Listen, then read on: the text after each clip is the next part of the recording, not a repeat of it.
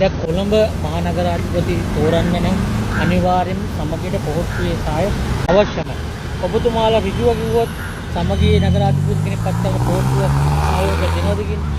අපි බහුතර කණ්ඩායමේ නගරාධිපතිවරයෙක් පත් කිරීම සඳහා අපි සහයෝගය දෙනවා. ඒක සමගි ජන බලවේගයේද එක්සත් ජාතික පක්ෂයේද ශ්‍රී ලංකා පොදු ජන පෙරමුණ නිදහස් පක්ෂයේද වෙනත් ස්වාධීන කණ්ඩායමක කියන එක නෙවෙයි.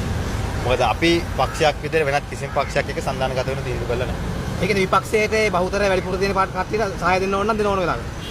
ඒක විපක්ෂයේ ආණ්ඩුවද කියන එක නෙවෙයි. බහුතර മന്ത്രി කණ්ඩායම එකගතාවයේ මත නගරාධිපතිවා තේරීපත් විය යුතුයි ව්‍යවස්ථාවට අනුව. මොකද අපි නීතියටනේ වැඩ කරන්නේ. දැන් මේ ආණ්ඩුව බලයට අපි නීතියට වැඩ කරන්නේ නැහැ. දැන් ඔය කෑ ගැහුවට නීතිය පිටපයින්න. ඒ කියන්නේ මාලිමාවට කොළඹ බලය අහිමි වේවිද? බලන් ඉමු. නෑ අපි අහන්නේ කෙලින්ම සමගියට සහායක දෙනවද සමගි ජන බලවේගයේ මේ නගරාධිපතිවරයෙක් පත් කරගන්න. ඉතින් සමගි ජන බලවේගයේ දැන් බහුතරයක් නැහැ නේ. කොළඹ නගර සභාවේ මාලිමාවටත් නැහැ. එයාලා කියන්නේ සමගියේ නගරාධිපති පත් කරන්න අනිත් පක්ෂවල සහයෝගය දෙන්න කියලා. සමගියේ නගරාධිපතිවරයෙක් පත් කර ගන්නවද පොදුවේ සියලු දෙනාගේ එකගතාවයේ මත පුද්ගලයෙක් නම් කර ගන්නවද කියන එක අපේක්ෂකයෝ මන්ත්‍රීවරු පක්ෂ තීන්දුව කරනවා. ඒ කියන්නේ ආණ්ඩුවට උනත් සහාය දෙනවා. ඒ සියලු කාරණා මම හිතන්නේ බහුතර മന്ത്രി සංඛ්‍යාවක් ඉන්න පොදු එකගතාවයක් මත පුද්ගලයෙක් තවරපත් කර ගන්න ඕනේ. දැන් විශේෂයෙන් මේ NPP එකට අඩු 10 දෙනයි. නැත්නම් අන්තිමට ඉතින් සමගියෙන් එක අපේක්ෂකයෙක් දාලා UMP එකෙන් තව එක්කෙනෙක් දාලා පොහොට්ටුවෙන් තව එක්කෙනෙක් දැම්මොත් විපක්ෂයේ තවත් චාරුවක් වෙනවනේ. ඒ හින්දා මම හිතන්නේ ඔය කට්ටියම එකතු වෙලා අපේක්ෂකයන්ගෙන් මන්ත්‍රීවරුන්ගෙන් මේ මැතිවරණ පනතන අනුව බහුතර කැමැත්ත මත අපේක්ෂකයෙක් තෝරලා නගරාධිපතිවරයා කරොත් හොඳයි. ඒ කියන්නේ 10 දෙනයි අඩු දැන් 10 දැන් අනිත් අයට දැන් 29යි ඉන්නේ. ඒතකොට එතනට මේ ඕනේ තව 30ක් වගේ ප්‍රමාණයක්. සමගියට. එතකොට දැන් විශේෂයෙන්ම දැන් ඉදිරිපත් කළා තියෙන NPP එකෙන් අනිවාර්යෙන් අපේක්ෂක ඉදිරිපත් කළා තියෙනවා. එතකොට දැන් ඔබතුමාලා නගරාධිපති අපේක්ෂක ඉදිරිපත් කළේ නැහැ කොහොමදත් කොළඹ. එතකොට කොළඹට ඉදිරිපත් කළා තිබුණේ කොහොමදත් නගරාධිපති අපේක්ෂකයෝ සමගියෙන් සහ NPP එකෙන් විතරයි. සමගියෙන් ඉදිරිපත් කරපෙන් පෙරදිලාද? ඔව් පෙරදිලා. ඒක තමයි. දැන් එතකොට දැන් හරියට පෙරදුනා. එයත් පෙරදිලානේ. NPP එක නම් පෙරදිලා. ඔව් ඒක තමයි. ඒක තමයි දැන් දිනපු අය එකතු වෙලා තීන්දුව කරන්න ඕන කවුද නගරාධිපති කියලා. ඉතින් පෙරදිච්ච අයගෙන් අහල වැඩක් නැහැ.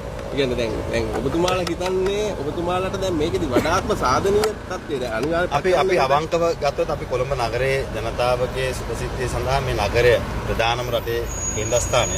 මේ නගරයේ ස්ථාවරත්වය වෙනුවෙන් අපි තීන්දුවක් ගන්නවා. ඒ කියන්නේ තීන්දුව මොන වගේද කියලා ඔබතුමාලා දැන් නගරයේ ජනතාවට අසාධාරණයක් නොවන නගරයේ ජනතාවගේ ජනවරම විකෘති නොවන තීන්දුවක් අපි ගන්නවා. ඒ කියන්නේ ජනතාව වැඩිපුර තෝරලා තියෙන NPP එක නම් ඒ ජනවරම විකෘති නොවෙන්න ඔබතුමාලා තීන්දුව ගන්නවා. හැබැයි බැලුමන ජනතාව වැඩිපුර දීලා තියෙන්නේ NPP නොවන දේශපාලන බලවේගයට.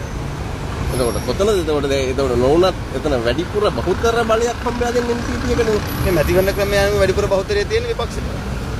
නෑ නේද? ඒක මං කිව්වේ ඉතින් ටෙස්ට් මැච් එකේ පළවෙනි ඉන්න එක දිනලා දෙවෙනි ඉන්න එක පෙරදිලා මැච් එක දිනලා කියන්න බෑ. නෑ නමුත් දැන් බහුතර කොට්ටාස ගණනක් දිනලා තියෙන කොළඹ විකෘති නොවෙන්න නම් බහුතර කොට්ටාස දිනලා තියෙන NPP. මොනවා කරන්නද ඉතින් NPP එකේ JVP එකේ සහෝදරයෝ ගෙනව මැතිවරණ ක්‍රමය තමයි මේක. ඉතින් මේ මම ගෙනාපු එක නේ මම මේකට විරුද්ධ වුණා. කියනකොට අපි කිව්වා ඔක වෙනවා කියලා. ඇහුවේ නෑ. ඉතින් අද යාළම ඡන්ද ක්‍රමයක් හදාගෙන යාම කෑව කියලා අඬනවා. ඉතින් මොනව කරන්නද? ඒ හින්දා අපිට මේ වෙලාවේ කරන්න පුළුවන් එක උදව්වක්. ඒ තමයි මේ රටේ කිසිම ප්‍රාදේශ සභාවක නගර සභාවක අස්ථාවර නොවන තැනට ජනතාවට සේවය කරන තැනට ශ්‍රී ලංකා පොදු ජන පෙරමුණ වක්කීම් බාර ගන්න. ඒ තැනට ඔබතුමාලා ඉන්නේ NPP එකත් එක්කත් හිට ගන්න සූදානම්. අපි හැම ප්‍රාදේශ සභාවකම ජනතාවගේ මතය මත ගරු කරලා අපි කටයුතු කරනවා. ඒ ඔබතුමාලා ජනමතය විකෘති වෙන තීන්දුවක් ගන්නෑ. පැහැදිලිවම ජනමතය විකෘති වෙන තීන්දුවක් ගන්න නැහැ. මේ මැතිවරණ ක්‍රමයේ අනුව ජනමතයක් දීලා තියෙනවා. ඒ ජනමතය අනුව සහ මැතිවරණ ක්‍රමවේදය අනුව 50%කට වැඩි තියෙන අයට පිටවන්න පුළුවන්. 50කට වැඩිය නැත්නම් බහුතර മന്ത്രി කණ්ඩායමට එකතු වෙලා සභාපතිවරයෙක් තෝරන්න පුළුවන්. ඉතින් අපරාධය මේ සාකච්ඡා කරන්නේ තැන් වල එනම් දැන් ජනමතයට ඔය යන්න දීලා කරගත්තා නේද? අපි තැන් වල සාකච්ඡා කරන්නේ නැහැ. දැන් විපක්ෂ නායකවරු අනිත් කොහොමද එක තැන් වල කඳවල සාකච්ඡා කරනවනේ මේ බලය ලබා ගන්නනේ මේ. ඒ බලය ලබා ගන්න නෙවෙයි මම හිතන්නේ. ඒ අය සියලු දෙනාම සාකච්ඡා කරන්නේ හැම කෙනාගේම අදහස් ලබා ගන්න. අපි සාකච්ඡා කරන්නේ නැහැ නේ. අපේ කාර්යාලයට කවුරුත් කැඳවල නැහැ අපි.